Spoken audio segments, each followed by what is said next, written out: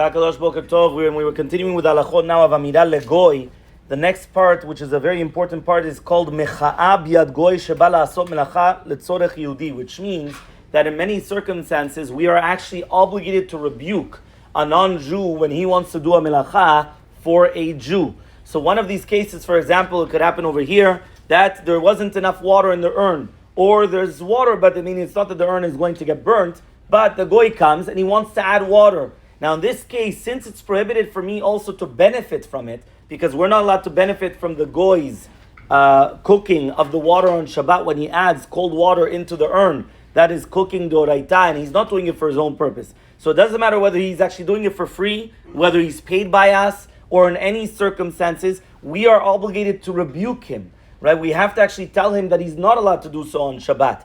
And the rebuke has to be obviously in such a fashion that if he does not listen to us, we have to actually get rid of him. It says in the Shulhan, it says, you have to get him out of there. Why? Because at the end of the day, he's doing isurim on your behalf, and it's as if that you are in consent. The fact that you are letting him do so therefore you're letting him. So he's doing now a melacha for you, so you have to rebuke him. Now, even if this is going to be on the first time that he did it, meaning he never knew that this was prohibited, it's not like he's doing it purposely, still it's going to be an obligation on us, and coming upon us to rebuke the goy and tell him he's not allowed to do so. Now remember, this halacha only applies in something which is prohibited for us to benefit, and even if we didn't say anything. Because if we come and we tell a goy to do an isur on Shabbat, so then that's for sure that's a sur. Not only do we have to rebuke him, we weren't allowed to say that. So we transgress the isur of actually telling a goy,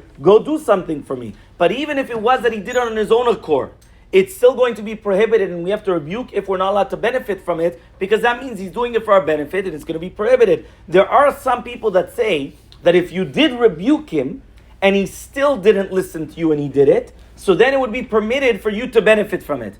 But they say that's only if you did a true rebuking, meaning not like, don't do it, and you're like closing your half the eye, making sure that he continues doing it, right? No. Even if you would do it 100%, and on that, Rav David Yosef says, Nachon lachush ledivrei machmirim, that even in that case where you told him not to do so, and he still did it, still you should not benefit from it. It's proper to be stringent and not to benefit from the action of this goy that he's doing. So therefore, it's very, very important, because many times this could actually happen, that whether it is that the goy is being paid b'kablanut, whether it's going to be as a job, or he's going to be paid per hour, he's not getting paid at all. Any time in which a goy is going to do something for my own accord, which means he's doing it for us, we have to tell him that he's not allowed to do so. There is one room for leniency if he's doing it in his own house, not on our property. He's doing it in his own house, and he's doing it b'kablanut, which means he's doing it as a job. Why? Because in such a case, what am I going to rebuke him? He's not even doing it where I am. I don't even know what he's doing. That's not my problem where he's doing it. So therefore, in such a circumstances, I'm not obligated to come